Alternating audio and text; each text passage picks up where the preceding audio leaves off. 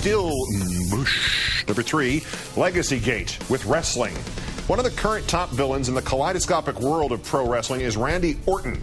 Monday at the WWE Raw event in Kansas City, Orton handcuffed another wrestler, then picked up the other wrestler's wife, then dropped her on her head, then kissed her. Orton got wildly booed. Then the promoters played a video tribute to the troops, including a message from Mr. Bush. According to reporters, Mr. Bush got more thunderously booed even than Randy Orton.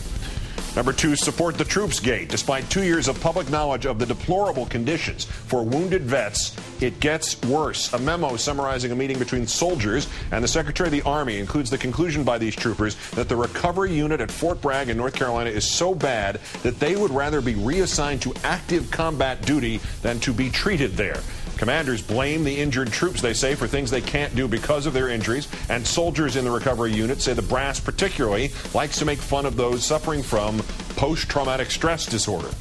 And number 1, electrocution gate. You are already aware of the no-bid sweetheart contracts the Bush administration gave to Dick Cheney's old company Halliburton and its spin-off KBR. That constituted one of the reasons we went into Iraq. You may also recall that anywhere from 3 to a dozen of our troops in Iraq have been electrocuted when showers with wiring improperly installed by KBR shorted out. It was a nightmare, and it was tragic, and it was one of the results of war profiteering in which corporations cut corners to make even more money. But the problem seemed relatively minor. It is anything but. The Pentagon document now indicates that these Dick Cheney electrocution showers were installed virtually everywhere. 94 American troops in Iraq and Afghanistan, or other CENTCOM facilities with KBR-contracted showers, sought medical treatment for electric shock. KBR's own database lists a total of 231 electrical shock incidents in Iraq alone.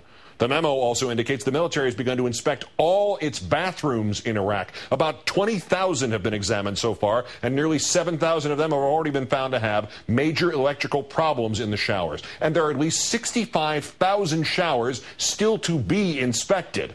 And incredibly, the Defense Contract Management Agency has decided that to fix the 7,000 showers with the electrocution risks, and what could easily be 20,000 more, it will turn to KBR.